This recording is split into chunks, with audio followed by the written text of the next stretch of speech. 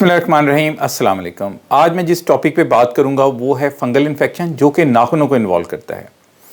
नाखून के किनारे जहां गोश्त से कनेक्ट होते हैं वहां से ये इन्फेक्शन शुरू होता है और आहिस्ता आहिस्ता नाखून का रंग तब्दील हो जाता है। नाखून पीला हो जाता है, स्याह होता है या भूरा हो जाता है।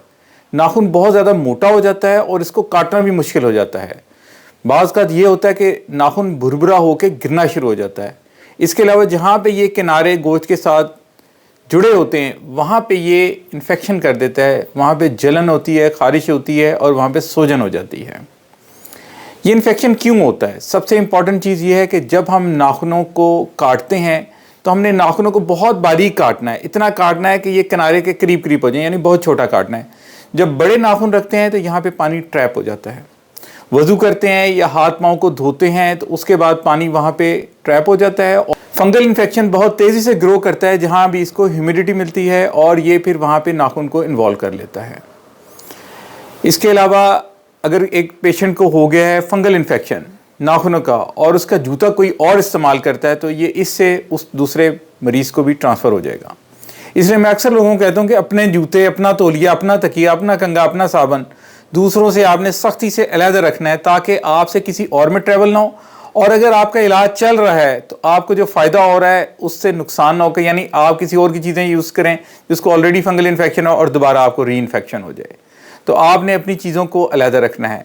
जुराबें पहने, कॉटन की जुराबें पहने, और कॉटन की जुराब का ये फ़ायदा होता है कि जब आपको पसीना आता है तो वो एब्जॉर्ब कर लेती है। रोज़ाना एक जोड़ा इस्तेमाल करें, अगले दिन उसे वॉशिंग के लिए भेज दें। और जो जूते हैं उसके भी 2 पेयर रखें, एक को धूप में रखें, दूसरे को पाँव में। अगले दिन पाँव वाला धूप में चला जाएगा और धूप वाला पाँव में चला जाएगा। इसके अलावा अपनी कुव्वत मुदाफ़त को बढ़ाने के लिए अपनी डाइट बहुत अच्छी रखें, अपना लाइफस्टाइल अच्छा रखें। जिन लोगों को डायबिटीज़ है उनके लिए मैं अक्सर कहता हूँ कि आप विटामिन साथ लाजमी लें। वो फ्रेश फ्रूट्स, वेजिटेबल और इसके अलावा जो सप्लीमेंट्स होते हैं उनको लाजमी इस्तेमाल करें, ताकि जब आपका कुव्वत मुदाफ़त का निज़ाम बेहतर हो जाएगा तो आपको ये फंगल इन्फेक्शन नहीं होगा। अगर किसी को फंगल इन्फेक्शन हो जाता है तो वो क्या करेगा? वो सबसे पहले डॉक्टर से जाके कंसल्ट करेगा। उसके कुछ टेस्ट होंगे। अक्सर लोग ये करते हैं कि एंटी फंगल ट्रीटमेंट शुरू कर देते हैं।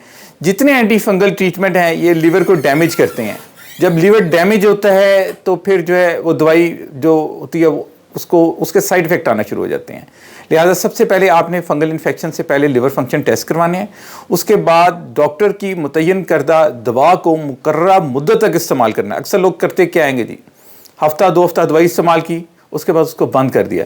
इसका साइड इफ़ेक्ट क्या होता है कि ये जो फंगल इन्फेक्शंस हैं वो रेजिस्टेंट हो जाते हैं। तो जब हम दोबारा उस दवाई को इस्तेमाल करेंगे तो वो ट्रीटमेंट में काम नहीं आएगी, हमें ट्रीटमेंट चेंज करना पड़ेगा या डबल डोज देनी पड़ेगी। लिहाजा जब तक आपको डॉक्टर बताए कि फॉलोअप के लिए आना है। जो हाथों की फंगल इन्फेक्शन है इसके लिए हम 2 महीने तक दवाई देते हैं और उसके बाद फॉलोअप पे बुलाते हैं। और जो पाँव के नाखूनों की फंगल इन्फेक्शन है उसके लिए 3 महीने तक दवाई देते हैं और फिर वापस बुलाते हैं ताकि हम देखें कि हमें लगाने वाली देनी है, इसके साथ खाने वाली कंटिन्यू रखनी है। तो आपने मेरी बातों को फॉलो करना है, इससे इंशाल्लाह ये फंगल इन्फेक्शन ट्रीट हो जाएगा। मेरे चैनल को लाइक करें, सब्सक्राइब करें और अपने फ्रेंड्स के साथ शेयर करें।